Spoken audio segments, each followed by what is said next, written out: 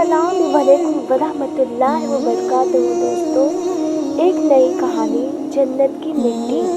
दोस्तों, ये कहानी उन दिनों की है जब एक देहाती ने गाढ़ी मिट्टी की मदद से अपना प्यारा सा घर बनाया और घर में उसने एक छोटी से 7 मुसल्लों की मस्जिद भी बनाई, क्योंकि इसके 7 बेटे थे।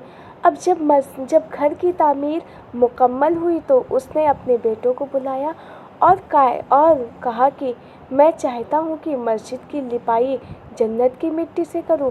तुम सब भाई जाओ और जन्नत की मिट्टी तलाश करके लाओ।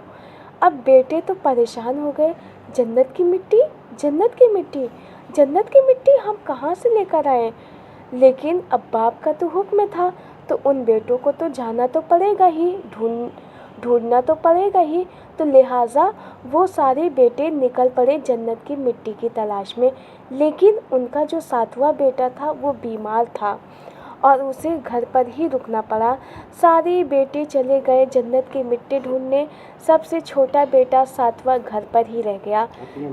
जब शाम हुई तो भाई शाम को थके हारे सारे 6 भाई खाली हाथ घर लौटे तो क्या देखते हैं, हैरान हो गए। और देखते क्या है, उनका सबसे छोटा भाई जो कि बोरी में मिट्टी भर के बैठा है। बाप ने पूछा, बेटे घर बैठे तुझे जन्नत की मिट्टी कहाँ से मिल गई। बेटे ने कहा, सारा दिन माँ के पीछे पीछे फिरता रहा, जहाँ जहाँ वो कदम रखती थी वहाँ से मिट्टी उठा उठा कर जमा करता रहा। ये वही मिट्टी है।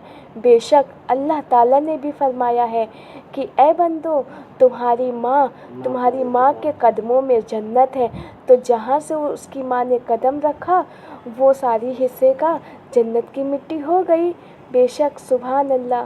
तो हर कोई अपने माँ बाप की इज़्ज़त करो, उनकी कद्र करो, उनकी फर्मा बरदारी करो और सदक़े जारिया समझ कर